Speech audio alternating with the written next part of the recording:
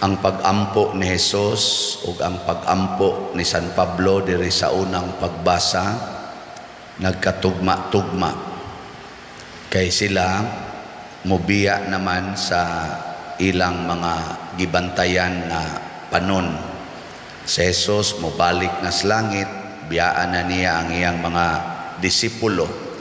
Si San Pablo mobiya na sa dito sa Efesos, unya wa na sad siya kahibaw magkita pa sila usab. Nya gipanag-an ni San Pablo susama sa gipanag-an ni Kristo, kay si San Pablo usaman kasumusunod ni Kristo.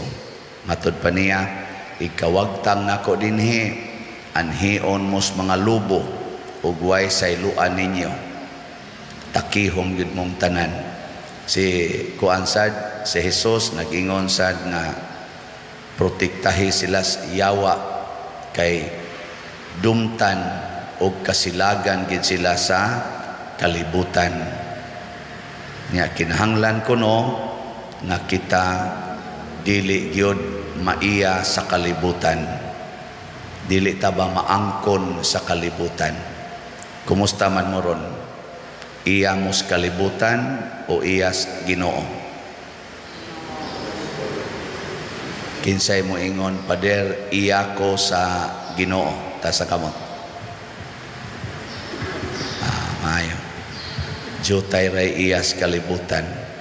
Kinsay ninyo mo ingon nga, Pader, wa jud ko mahigugma aning kwarta o mga butang sa kalibutan, ta sa kamot. Upat na lang kabuok. Kinsay mo ingon nga, Father, di jud ko masuko, bisag patyon pa ko og kawaton ang katanan ko mga katigayunan, apil nagpatay ang akong mga anak, di jud ko masuko. Ta sa kamot. Awa na. So na siya, mauna ang atong bantayan.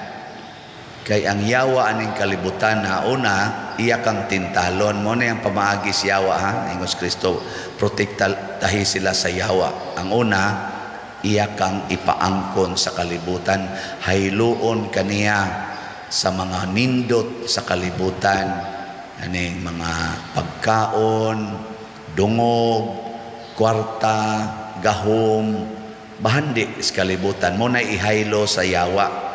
Nya mukuan gani ka, mukubit gani ka na, so iya naka sa kalibutan, iya nakasiyawa.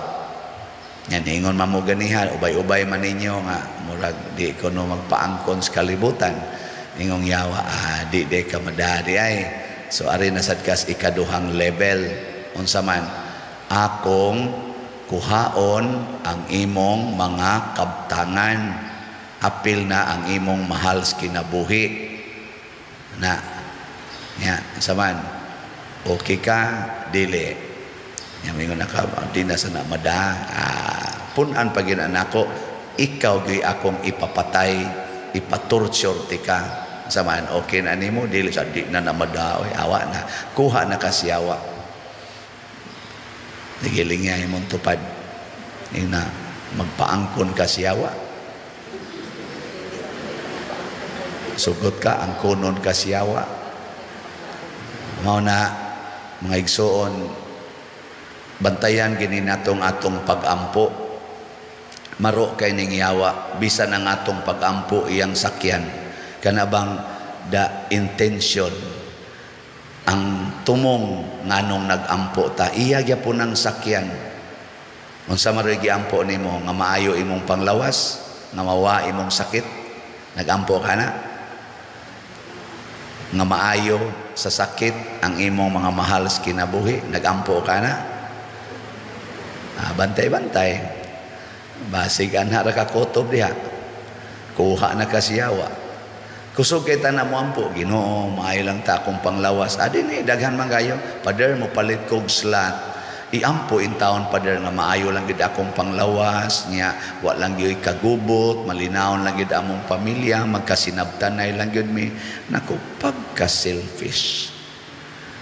Mura gid na imong gihangyo, mo palit kag slot niya, mo na imong isukli. Kanus aghatan mo ingon, Father, mo palit kog slot. Pero nabi ay pipila ningon ana. Mo palit kog slot, Father. Iampo nga dili unta ko mahadlok sa sakit. Dili unta ko mahadlok sa kagubot. Dili unta ko mahadlok nga dumtan og lutoson ko sa akong mga kaubas pamilya, sa akong mga in-laws, sa akong mga igsuon nga mga daw kayo sa ilang bahandi. Dili unta ko mahadlok nga daog-daogon og labaw sa tanan, Pader. Iampo ko nga di unta ko mahadlok nga masakit og mamatay. Kana unta? Kana mo nindot nga pagampo? Nga di ta ko mahadlok nga matiguang.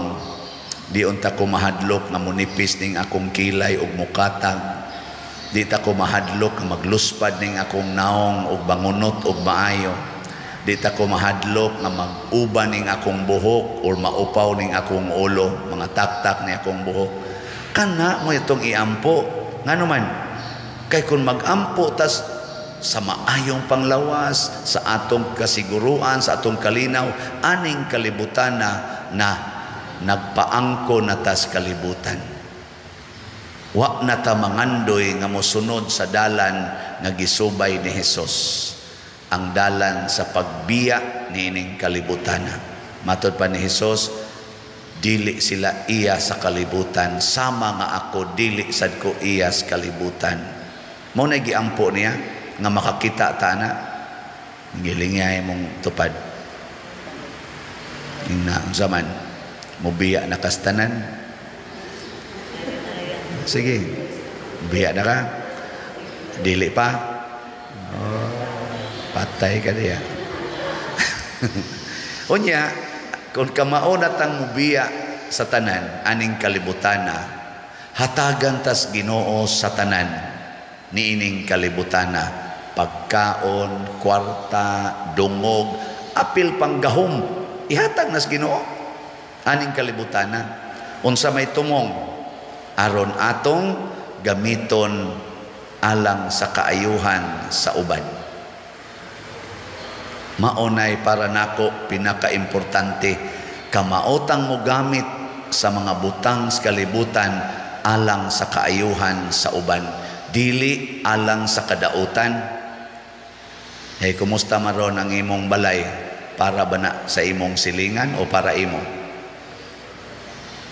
Sige, imo nang gamiton para sa imong silingan o para imo? Ay, daghan kay gaaway, nas balay, halawa na'y mga agianan, piiton gyud maayo ang silingan.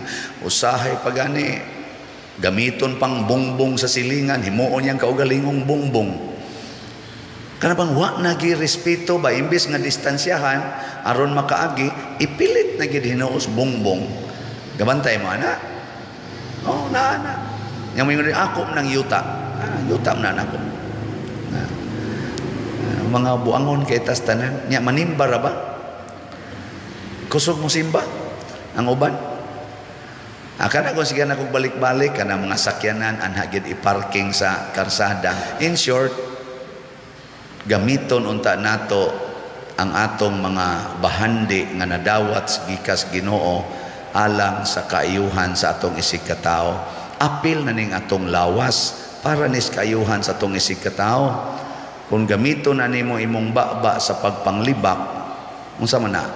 Kaayuhan pa na? May pagdi na lang kakatingog. Bitaw. Kung gamito na nimong imong kamot sa pagpangusi anang imong anak, sig panghapak, may pagmaparalyze ka na magana la imong kamot, di naman ka kapangusi anak. May kay ka mo tabi, pero kusog kay ka mamakak, sige kag sulti anang bakak, panaot anang imong silingan, may pagmaamang ka. No? Imong mata, nindot kayo, imo pa ng eyebrow-eyebrowan, pero sige lang kag pamantay ng imong silingan, hasta pare, imong bantayan o ang madre, himuan pag inimog istoryang bati, may pagmabuta ka. No? Kumusta maron? Giunsa ninyo paggamit inyong bahandi? Kung ang imong kwarta, imo ra ginang padaghanon, nya imo rin ang pamaliton ang yuta sa imong silingan nga imo ding kuralon, wa na sila agianan, may pag mapurdoy ka. Pero na kay kwarta imong isigig palit og slot, isigig nimog tabang, may pauntag madato pagyud ka. No. Mao na ang sikreto. So matud pa ni Kristo, i-consecrate sila. Himua silang imo gayod diha sa kamatuoran, kay ang Dios kamatuoran man. Nya ningon din si Jesus, ang imong mga pulong amahan kamatuoran. So mga igsuon, ang pagpuyo aning kalibutan na kinahanglan gyud pinasubay sa kamatuoran. Unsa may kamatuoran? Ang gauna gyung kamatuoran nga mamiya kita aning kalibutan na nga dili ta iya sa kalibutan. Mamiya ra gid ta. Bisag unsaon pa natog tukod og balay, himog negosyo, bisan pag unsaon natog gamit ana mga armas nga igugubat para di lang kita mamatay, sama nang gibuhat terus na naggubat nga mga nasod, mamatay ra gid ta, mubiya ra gid ta ning kalibutan na. Mo nay unang kamatuoran. Sige, lingay mong tupad.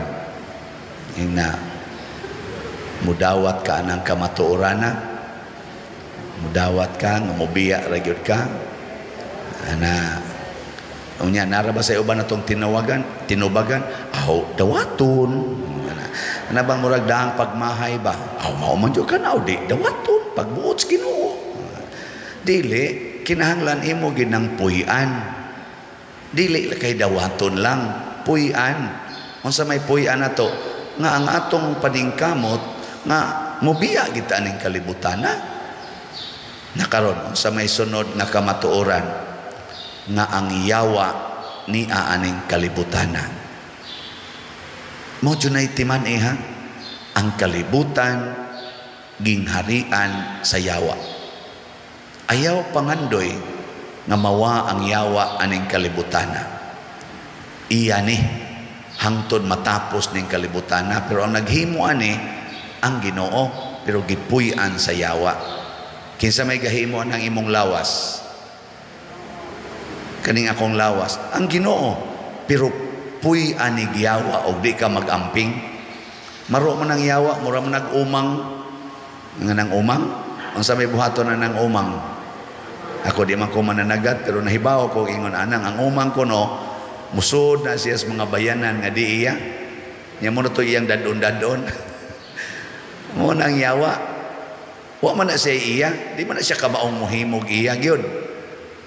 Pero ang gibuhat sa Ginoo iyang sudlan aron iyang gubon.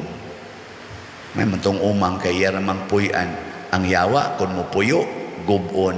Mo na ang kalibutan kay gipuy-as yawa, porti na ron nangaguba ng kalibutan. Kanilang karon mga bagyo, porti mga kusuga, resulta kuno na sa global warming o climate change. Nya kanini arong mga nanghitabo nga mga landslide, mga usap na gid nga guba gyud kalibutan ba tungod kay gisudlan tag yawa. Illegal logging, illegal fishing, illegal mining, illegal sanang uban pa mga sigig paasoan ang ato mga factories tungod sa pangandoy og kwarta. Guba ang ozone layer matud pas mga scientist, pero ang tinuod ana gipuy-an sa yawa. So karon unsaon man pagpapahawa ang yawa? Matud pa ni Kristo, magpuyo tas kamatuoran. Nya unsaon man ang kamatuoran nga pagbilin og maayong buhat dinhis kalibutan. Muna ningon si San Pablo diri sa unang pagbasa, sa nag-uban pa ko ninyo, gihago nako maayo ang akong kaugalingon alang sa kaayuhan sa uban. Ang akong kabot ug mga tiil akong gigamit aron makatabang ko sa nanginahanglan. Kana mao ni atong buhaton tabang sa uban, dili daog-daog sa uban, dili pangdatog sa uban. Matod pa ni San Pablo, ay ko ninyog basulag, maimpirno mo, kay ako na ning gihatag ninyo ang tanan nga ipahatag ni Kristo. Si Kristo sa ningon, Amahan, akong gihatag nila ang tanan nga imong gipabuhat kanako. Kana bahala na ta din ug ato basta ning ihatag ngadto sa uban. Manindog ta.